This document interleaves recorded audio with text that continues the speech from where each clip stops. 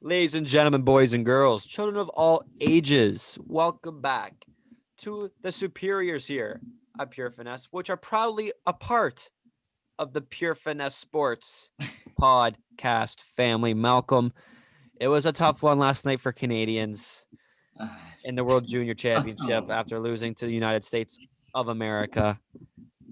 It seems like in our generation, at least, if it's Canada, USA in the gold medal game, it just doesn't come out Canada's way. no, it doesn't. I can't remember the last time we beat them in the gold medal game. Like honestly, if there was anyone else but the U.S. who beat us, I wouldn't be this upset. Honestly, I would not be this upset. But it was the Well, USA, man. right. And Canada absolutely dominated from start. Well, I shouldn't say start to finish, but until the gold medal game, Hmm. they were unbelievable, unstoppable. Devin Levi's got a couple of records to his name now because of how great he played. Yeah, But yeah, this team was absolutely stacked. Everywhere you look at it, only it was every amazing. 21st round picks, If only a it, couple. if they win gold, do you think that they're a top three World Junior team of all Well, time? Bobby Mack jinxed them like, oh, if, and I say if I Canada know, wins I know. gold, like, just set up for failure when that happens. Yeah. Yeah, yeah. Like, And the announcer jinxes in the beginning of the game. My dad was even saying like, "Oh, they're bringing up like, oh, Canada hasn't let oh, a 5, 5-on-5 goal, 95. or they've never trailed in the tournament. What do you know? They start trailing off a 5-on-5 goal. So and we just got unlucky. They got a few lucky bounces. It's a game of inches, um, and it I hate didn't go. Seagrass. Hate him. Yeah, Caulfield, hate him. I don't like Seagrass. Caulfield, I'm gonna have to like. He's on the No, that's Canadians. why I hate him even more. Exactly that. But we'll stick to the script because Sunday is the next slate of the 3 NFL playoff games. The first one on the schedule at 1:05 Eastern Standard Time is the Baltimore Ravens going to play the AFC South Division champion Tennessee Titans. Their previous meeting this season was a 30-24 victory for Tennessee in overtime, Mr. Rick Jenneret says. Derrick Henry absolutely had a day that day, 133 yards and the overtime winning touchdown against Baltimore. That was a good game. But if you remember last year, Baltimore was supposed to be the Super Bowl favorites, but lost in wild card, or I guess no, because Kansas City had the 1 seed, but they were right up there Mm. and lost in the wild card round to Tennessee 28-12. So Malcolm, a lot of storylines here brewing for this one. Yeah, the first one, and this has been since Lamar's coming into the league. Can he get his first playoff win? Because he's made it to the playoffs. He started his rookie season, made it again last year, didn't come out like you said. Can he do it again? And he's going to face the same opponents. He has a chance to redeem himself. It's going to be tough, honestly. I think this is going to be one of the closest games this weekend. It's going to be one to watch for sure. I don't think any NFL fan should miss this one. Lamar Jackson's been playing phenomenal this year, having over 2,500 passing yards and another 1,000-yard rushing season, with like a total of 33 touchdowns, like 26 passing, 7 rushing. So I think he might be able to get the job done, but it's not going to be easy to go up against Derrick Henry. Yeah, right. Like Lamar is the first quarterback in the history of the National Football League for back-to-back 1,000-yard rushing seasons as a quarterback. Yeah. So I think it's safe to say the Manning curse didn't affect Lamar, Nope. but I think a lot of people are like are seeing this season as like a Lamar Jackson caliber season, just Mhm. for whatever reason, right? Because he's got putting over 1,000 yards. His team's still in the playoffs, second in the division, 11-5 or 11-5 record. It's a good I, team, but but a oh, lot of criticism is coming from Lamar Jackson is the way he's distributing the football yeah. because I know it was documented earlier on in the year, but his receivers aren't getting as much of the touches they want. No, And they are Marquise not. Hollywood Brown made that really clear 1 week, and I think after that, I think it's been kind of mellow. You bring in Des Bryant, he's got a couple touchdowns to his name now, but without a question, the best weapon on this Baltimore offense is the big tight end Mark Andrews, right? No doubt about that. No doubt about that. He's nasty, man. He's like anytime they get into the end zone, I feel like you should double coverage. Unless if you stop the run against this team and you go third down, like you're on third and goal, it's going to Mark Andrews more or less. He's that big guy that can get the ball. They did get Des Bryant, so he's also a bigger body that you kind of have to watch out for. But Mark Andrews is Lamar's go-to guy. Right. And we're going to flip script to Tennessee offensively, and we have a first 2,000-yard rusher since, I believe, Chris Johnson, who happened to be a Tennessee Titan as Yeah, well. And it's Derrick Henry. He had over 200 yards rushing last week to get the 2,000-yard crown. ridiculous. He likes playing Baltimore for whatever reason because they added a lot of good weapons up front. But Derrick Henry is going to have to put on their shoulders again like he did for Tennessee last year in the playoffs. So he's going to have to carry the load a lot. But Ryan Tannehill, coming off that fresh contract this season, has played very well up to his standards. He's had a couple of huge games, but the emerging star besides Derrick Henry on this Tennessee team, if you wouldn't agree, is A.J. Brown I or couldn't Corey Davis. Pick your poison. Either or, honestly. I like both of them. Corey Davis is a good deep threat. AJ Brown, though, he's like Tannehill. He's not like this elite quarterback yet. He can be. He may have the potential to be that way at some point. But with these receivers, he can make a case for that because AJ Brown's going to make him look amazing. Had over 1,000 yards receiving and 11 touchdowns this year. It's just insane. And Corey Davis, just as good, if not better. I don't think there's a solidified number one on this team realistically. I know a lot of people think AJ Brown could be that number one receiver, but I think Corey Davis is also making a case for himself as that number one receiver. Yeah, I can't wait to see these two go at it with Marcus Peters and Marlon Humphrey. Oh my gosh. 1 and 2 going at it. So prediction time. I think who has the most pressure to win? Is it Baltimore or Tennessee? I think it's Baltimore just because they want to get Lamar that playoff win. If you look at Derrick Henry, I saw this stat. If you take away all of his first half carries, he's still fourth in the league in rushing yards, just on in the second half alone. So I think that Derrick Henry, I know it's a great defense in Baltimore, but I think Derrick Henry, along with the two receivers like we just mentioned, I think they're going to win. I think Tennessee will win this game, but I think Baltimore has more to lose if they do lose this game. I think so as well. Because if you can tell me, like Lamar's been in the playoffs every year since he's been in the league, Exactly. he hasn't won a game. Yeah. And I think if they don't win, there's going to be some changes in Baltimore, not at quarterback position for obvious reasons. Yeah. But that head coach might be switching, I think, if they end up losing. But I will be going with the division winner in Tennessee to win this one. The run game in Tennessee seems to have a really good fit against Baltimore. It's worked multiple times. Yeah. Not that I don't think that Baltimore might sell out for the run, but even if they do, you got a bunch of weapons, like you said, A.J. Brown, Corey Davis, Juju-Smith is one of the most underrated tight ends in the league. Yeah. It's going to be a good fight no matter what. The 4:40 game next up can be seen on Nickelodeon, apparently. I've been seeing what the. And yeah, I saw this. If you want to have these games on Nickelodeon, put all the NFC East games on Comedy Central. Oh, really? Not too shabby. But it's the Chicago Bears to go play in the Superdome against the New Orleans Saints.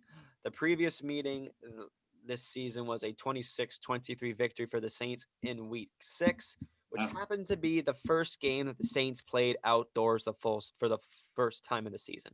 Oh, really? 5 games in, you don't play a single game outdoors.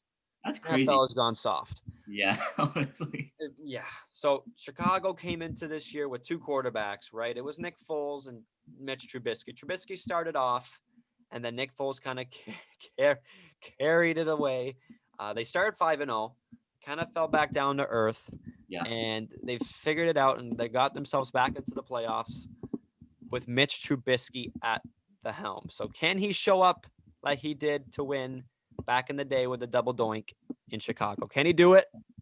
I think he can. He's a very underrated quarterback. A lot of people give him a hard time. I think you're a big Trubisky hater, though. Why am I a big Trubisky hater? It seems like you're that kind of guy. You hate Ohio people. Hate Ohio. Hate everyone from Ohio. I don't hate Ohio. I hate Ohio State, the university. But whatever. He's not in Ohio State anymore. He's in Chicago. Yeah, I think Trubisky will have the potential to show up this week. He's going to have a tough matchup against this Saints defense, obviously. When you have Cameron Jordan coming at you, that's a scary sight to see. He's had over 2,000 yards passing, 16 touchdowns. He can rush the ball a little bit if you need be. He didn't play the full season, so he doesn't have an exceptional stat line this year. But I think it's enough right now. They made the playoffs. All they have to do is focus on winning, and it's not going to be easy against New Orleans. Yeah, absolutely not. But the big story for New Orleans is the health of their running backs because week 17 didn't have a single one on the roster that could play. So they kind of got blessed with the Sunday game. So hopefully they can be able to have one extra day to get everybody back because you need 10 days to be off the COVID-19 reserve list. And the best player on both sides of the ball for both teams, without a question, I think, is Alvin Kamara. And I think New Orleans eats, sleeps, and breathes Kamara. And Yeah, I no think doubt that's about it. all they need for success. Although Mr. Receptions leader of all time, Mike Thomas, we don't know if he's going to be 100%, but he was put on IR for this exact reason, so he can be able to be 100% to be playing in the playoffs. It's going to be a great matchup to see Chicago's D against New Orleans' offense because that's really where it's all going to come down to because I really don't think Chicago's going to be banking on Mitch to be Well, winning a whole lot of games with how much gunslinging he's going to be doing. he does have a good receiver and a very underrated receiver in Allen Robinson, who had broke the 1,200 yards mark this year with 6 touchdowns and over 100 receptions. A very underrated, low-key season, under the radar season for Robinson. I don't think he gets enough credit. And obviously, you put him on another team, he might do something even better with a better quarterback, which is ridiculous because he still put up 1,200 passing yards with Nick Exactly. and Trubisky. So watch out for him. And like you said, the running backs for New Orleans, the running back for the Bears has been really good too. David Yeah, he's been Montgomery. stepping his game up the last couple, at least halfway through the season. Exactly. Like he was kind of on a shaky start. And then, like you said, halfway through the season, he started picking up over 1,000 yards rushing, almost 500 yards receiving to put 10 total touchdowns together. So that's pretty good. It's going to be a close game, I think. Like you said, the previous meeting was 26-23 this year. I think everyone expects, oh, the Saints should blow them out. I don't think it's going to be like that. It's playoffs now. It's wildcard weekend. Anything can happen any given Sunday. Right. And let's say that Chicago does win this game. Is this it for Drew Brees? I think so. I think we talked about it before. Like people were saying, "Oh, this could be the end of Drew Brees' career." It's expected that he's going to retire at the end of this year. I think he gave it a good run. He won a Super Bowl. He's trying every year. He's getting. I remember when they played the Rams in that NFC Championship, and they got that bogus Oh, PI non-call. He's just been getting unlucky. Can't make it all the way to the Super Bowl. So I think this may be his last run. Yeah. I think so too. He's already got lined up to be a broadcaster on NBC. Yeah. So why would you risk breaking 11 more ribs? Exactly. It's insane. But you know what? I don't think this is gonna be the last game for Drew Brees because I think it's gonna be a good win for New Orleans against Chicago because I think Chicago's just happy to be here at 8-7. So I mean, Yeah. it's gonna be. I think it's gonna be a big win for New Orleans. Yeah, I think so too. But now the showstopper on Super Wild Card Weekend, Yes, the sir. piece de la résistance, la crème de la crème. Kind of funny we have the two different colors. I have your color here, you have my color there on the mic. Exactly. But the boys are hanging up behind me here. It's your 8:15 Sunday night football matchup. The Cleveland Browns. Yes, I said it. Cleveland Browns in a playoff game for the first time since me and Malcolm were in diapers in 2002 to take on your AFC North division champion Pittsburgh Steelers at Heinz Field in Steel City. The previous two meetings this season went as follows. In week 6, the Steelers absolutely trounced the Browns 38-7. And then last week, the Browns clinching their first playoff spot in 18 years with a 24-22 victory over the Steelers. But the biggest story going into this game has nothing to do with football itself. It just happens to do with the global pandemic we're in Of right course. now. Of course it does. Kevin Stefanski, the Cleveland Browns head coach, has tested positive for COVID-19 yesterday. And as well, your Pro Bowl left guard, Joel Petonio, has tested positive for COVID Really? as well. So Man. you're missing a huge piece on that offensive line. And the first year head coach who's turning a lot of heads, who could be up for coach of the year, in Yeah, my mind, honestly, yeah. will not be on the sideline. So Unfortunately. it's a damn shame. But you know what? It's happening for Pittsburgh right now too with Joe Hayden and Eric Ebron. They'll be out of this game Yeah. for COVID But a as few guys could well. make the return this week with Boswell, Edmonds, A couple other names. They might Miss Spillane might come back. So hopefully they come back. Hopefully more Browns players come back because I want this to be the most competitive I game was it can gonna be. say, right, this shouldn't be happening in the playoffs. Yeah. That all this is happening right now. But what are you gonna do? Right? We're in a global pandemic. The NFL didn't want to bubble. They're sticking with this, so they get what they're coming. So Yeah. the Steelers offense, I think you can agree with me, it has not been looking like the Steelers offense for the first half of the season. What's wrong? Eh, those 3 games where they lost to the Cincinnati Bengals, the Buffalo Bills, and the football team, they just didn't have their stuff together. And Oh, I'm sorry. Did you happen to see SportsCenter a couple days ago? no, I did not. Casey Palmer blatantly shouted out Redskins. Really, I did not see that. That's But fantastic. Carry this on is with that. what I wanted to say. First 11 games that Pittsburgh won, guess who they went to a lot? Running backs. Chase Claypool. No. You know who they didn't go to in those 3 games that they lost? Chase Claypool. He's a big factor on this team. I know he's a rookie, so and you got other receivers that you want to look to get the ball to because you don't want to just take the ball out of their hands. But you got to get you got to get the ball into your playmakers, and Chase Claypool is one of those big playmakers on this team, even though he's just a rookie.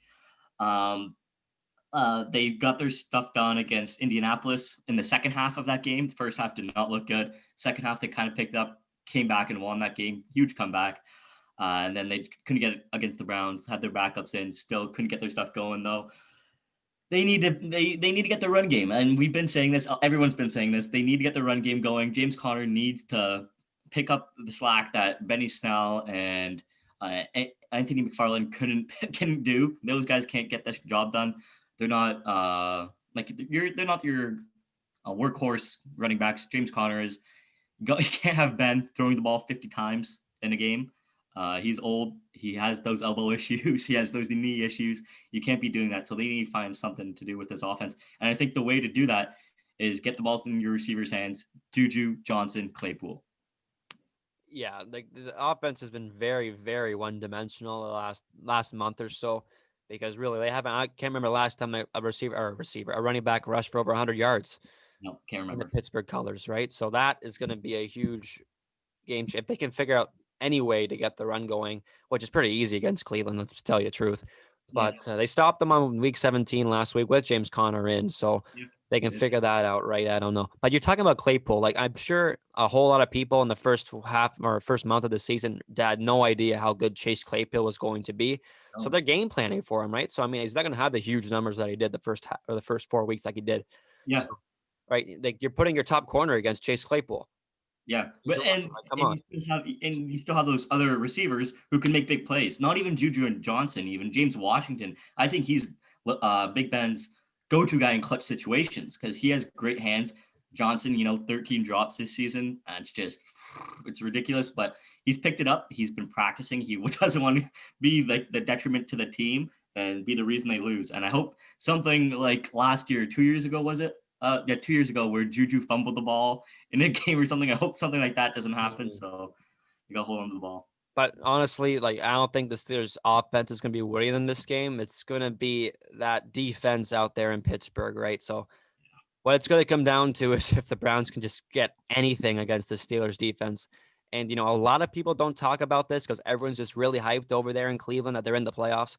But there's a ton of fresh faces to playoff football on that Cleveland side, right? Yeah, All your big stars, this is their first game. Baker, honestly. Chubb, Jarvis, Myles Garrett, Denzel Ward, Yeah, basically all your offensive line minus Jack Conklin. This is their they won. first playoff game. The Yeah. only guy that really has any taste of playoff football is Kareem Hunt. And that's really it. That's true. Yeah, I didn't even think about Everybody else this is new to them. And you know what? If there's no fans in Pittsburgh, that plays to Cleveland's advantage because you that. know what?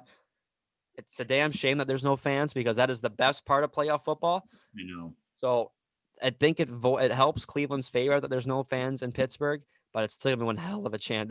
It's gonna take a really, really good Cleveland game to win against Pittsburgh this week.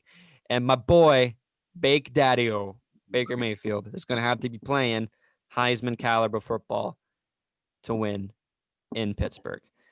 So Malcolm, let's hear the obvious. Who's winning this matchup? Well, I think what it's going to come down to is you mentioned it, Chubb and Hunt, best running back duo in the league. I can't even lie about that. They put up phenomenal.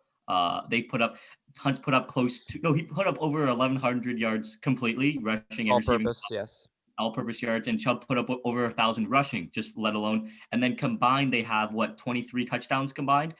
So I think it's gonna be those two against Watt and Hayward. That's gonna be the game. Can they get those guys? Can they stop those guys? And I think Watt and Hayward can. So obviously, there's no doubt who I think is gonna win. But it's playoff football. It's not gonna be a blowout win. It's gonna be a close game. Unless if Pittsburgh can get their offense together and they look like they did at the start of the season, this is going to be a blowout win. But I really don't expect that to happen right now. Well, TJ Watt's going to probably he had a field day in week 6 when he went up against the Rook. Yeah. Jedrick Wills it wasn't even a fair contest. So I'm sure Jedrick Wills is going to be able to come with a bit more force than he did in week 6, but should be defensive player of the year. TJ Watt is definitely going to have a couple sacks for sure. But who am I saying? I can't go against the boys in the stripes. So Cleveland will be winning in Pittsburgh. First win since 1994. Thank you very much. I'll take my check on Thursday. So that is it for playoff super wild card weekend, Saturday and Sunday. I can't wait to see some playoff football, and we'll be back soon with the national championship preview. Who knows if it's going to be played on Monday? Who knows? Maybe postponed a week. Who knows? Seriously, but you know what? If we see some football, it's going to be a good day anyway. So until then, it's Jacob and Colm.